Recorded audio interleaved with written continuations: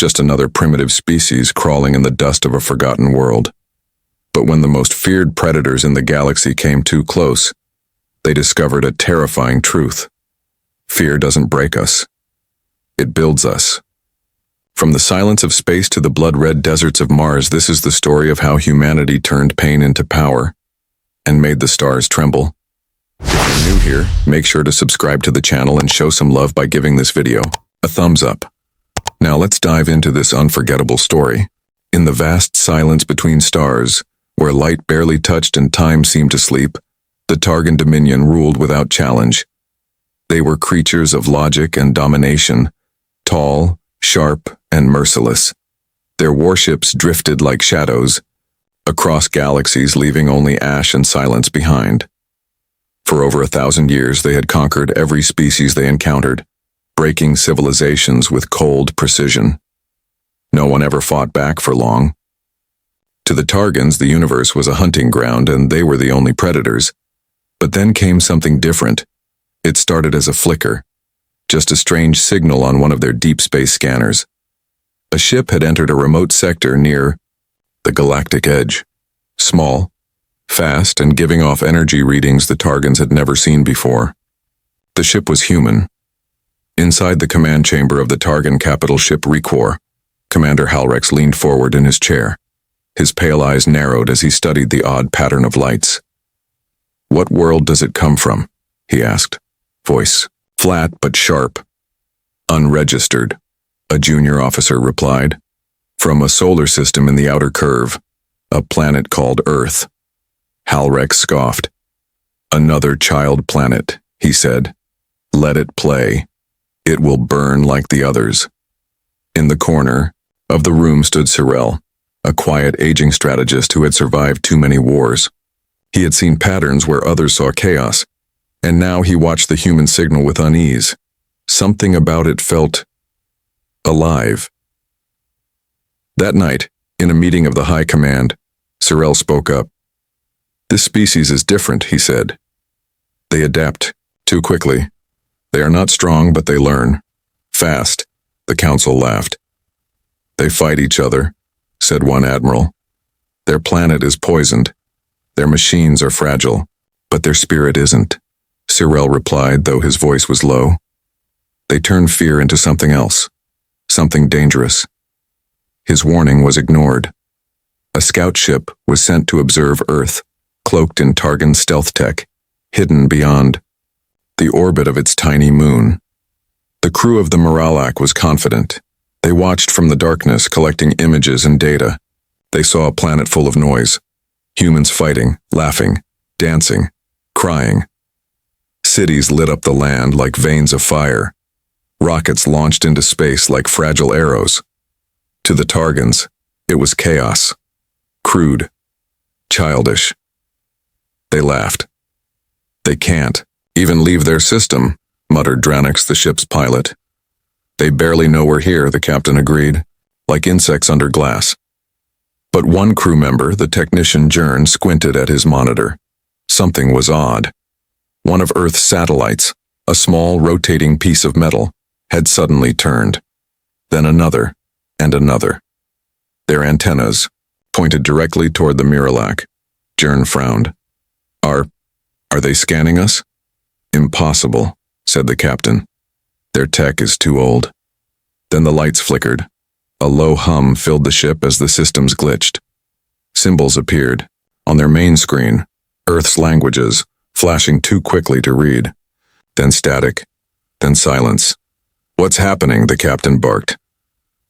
Jern didn't answer. He was frozen, eyes wide. The ship jolted violently. Alarms screamed as something struck the side. A small object, too fast to track. Engines failed. Control was lost. The crew scrambled to respond, but it was already over. One last thing was recorded before everything went black. A voice, not shouting.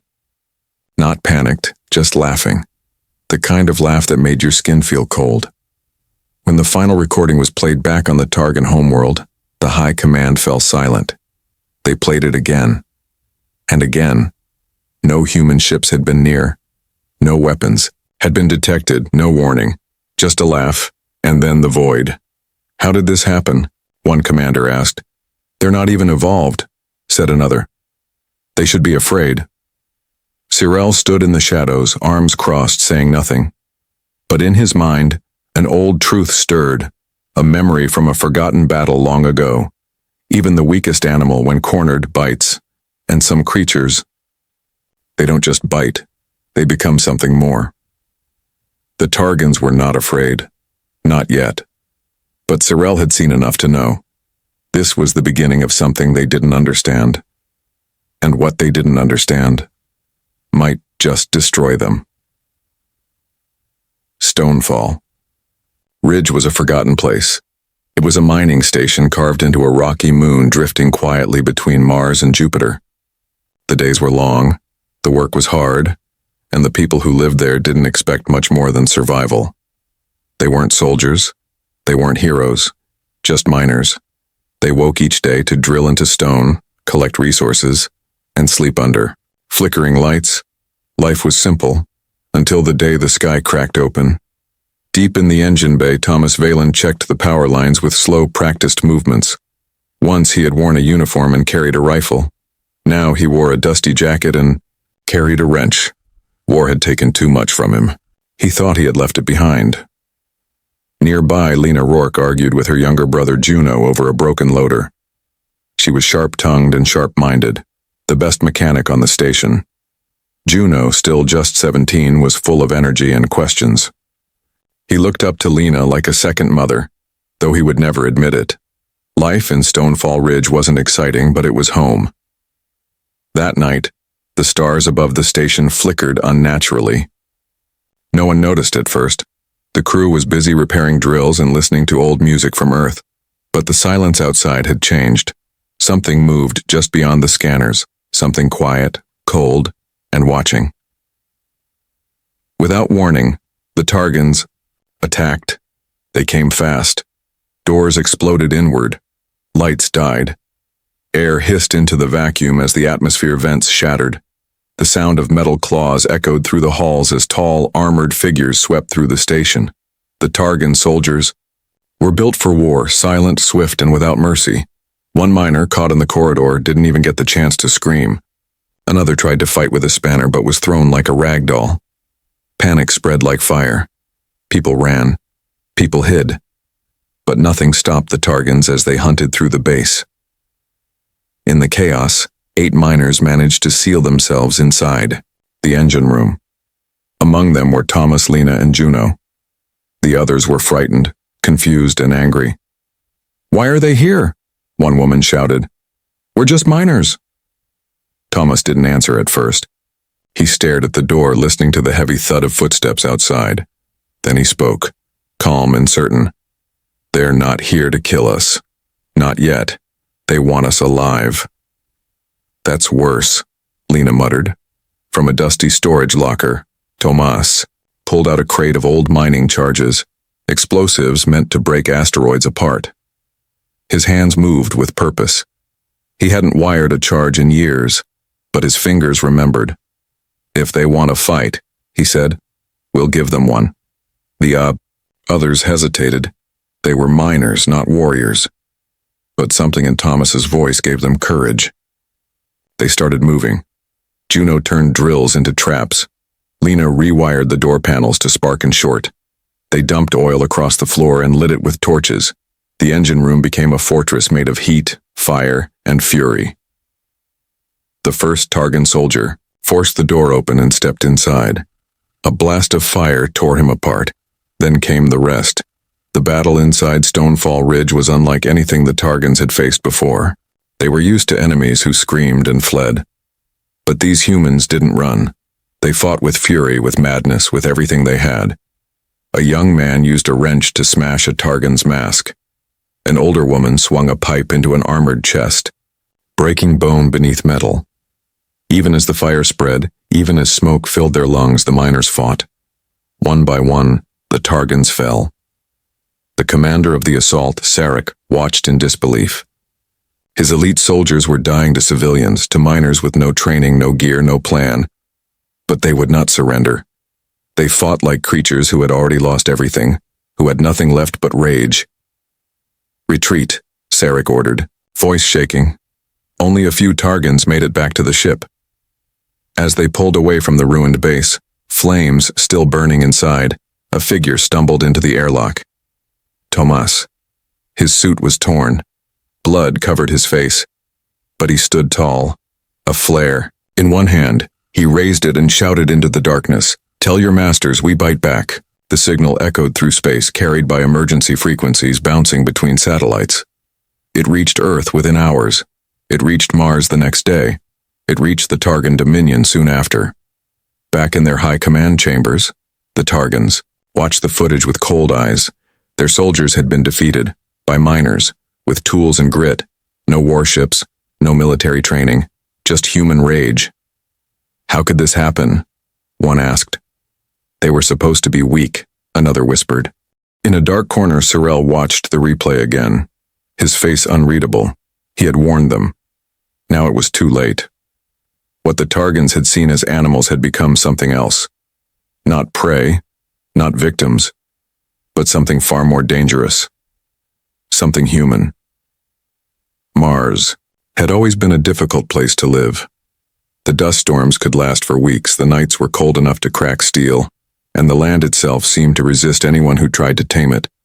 But humans had made it home anyway. Over time, they built outposts, research stations, and military bases. Some people came to study, others to survive, but many came to train. Mars had become the edge of human strength, a place where only the toughest stayed.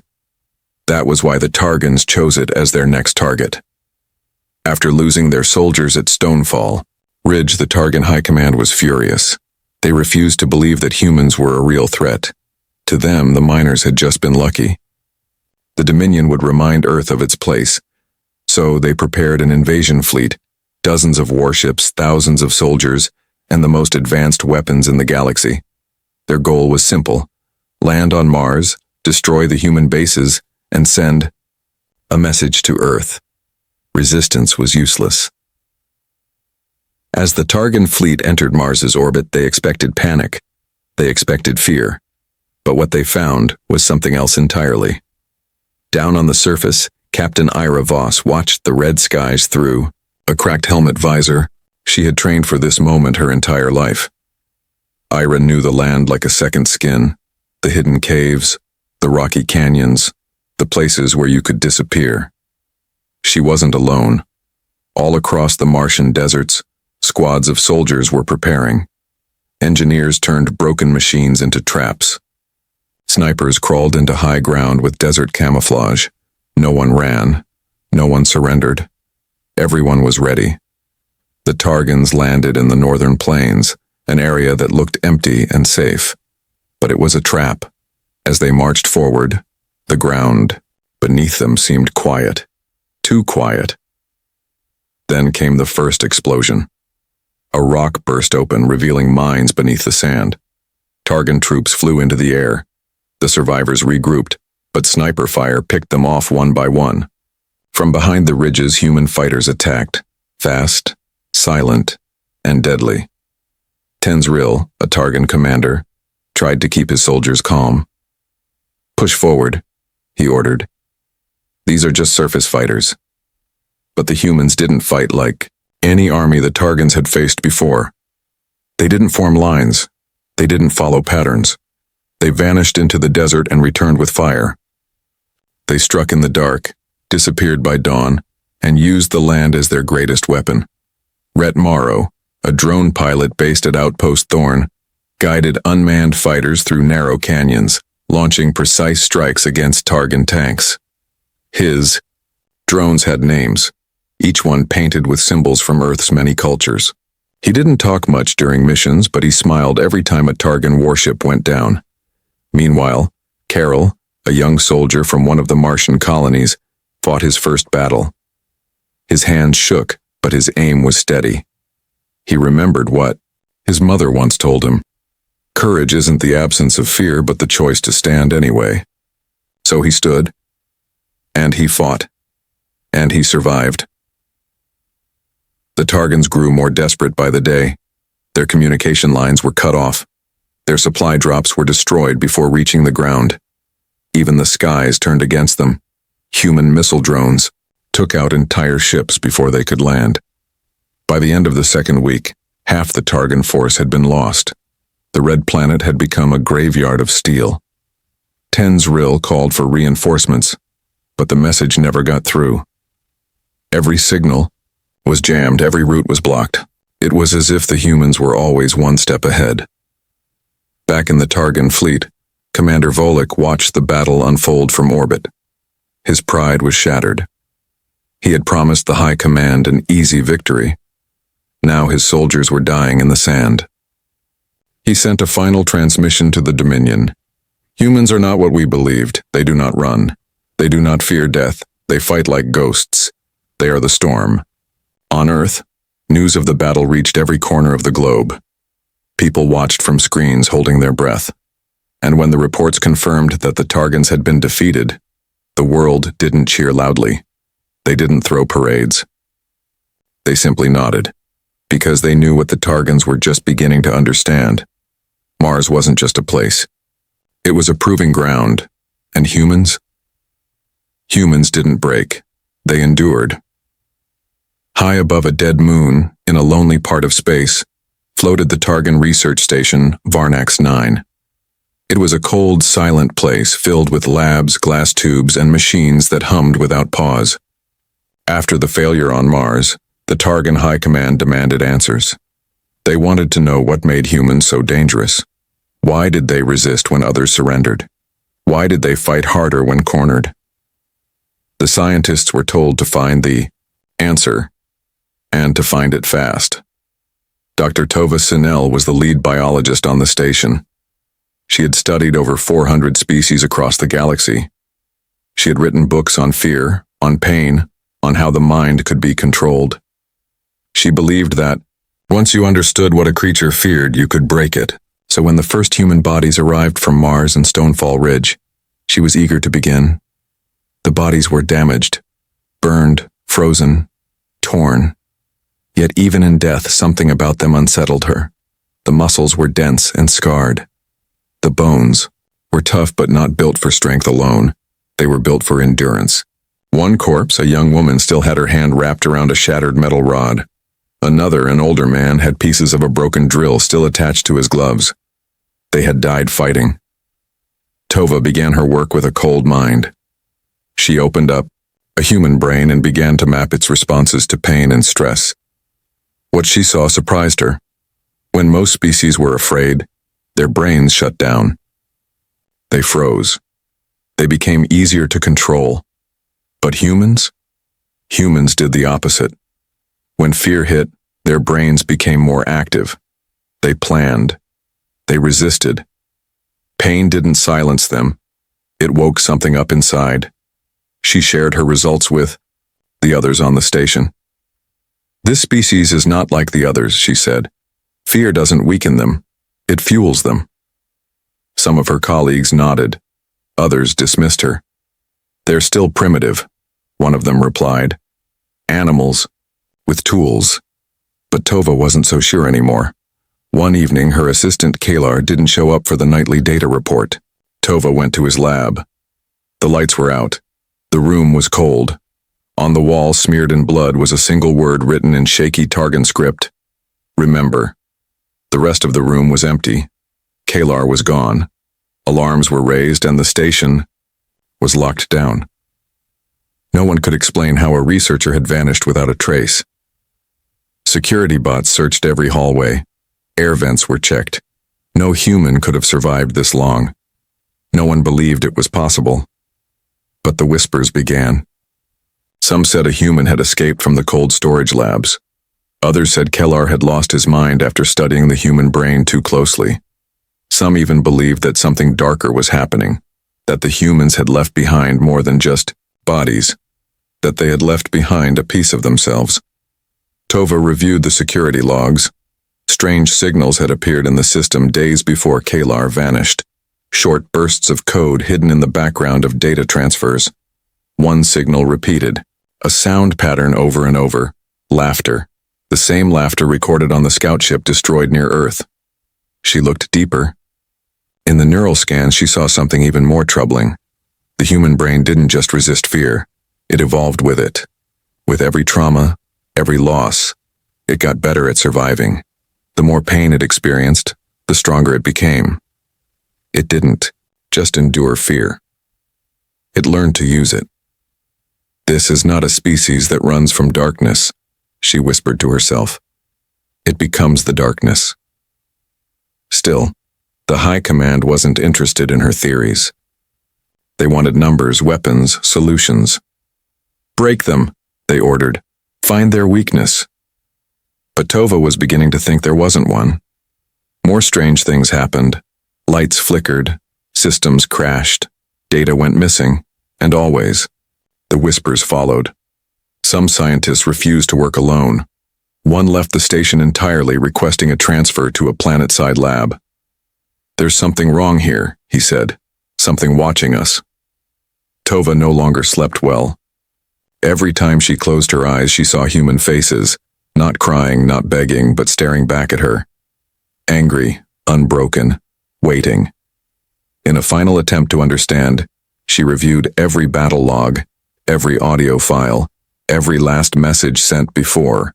Contact was lost, and over again she heard the same thing. Laughter. Not mad, not cruel, just knowing. The last file she opened was from Mars, a recording from a dying soldier, his voice ragged and weak. "You can kill us," he said, "but we'll still be there, in your systems, in your nightmares. We are not afraid of death. We are the reason you should be." Tova sat in silence.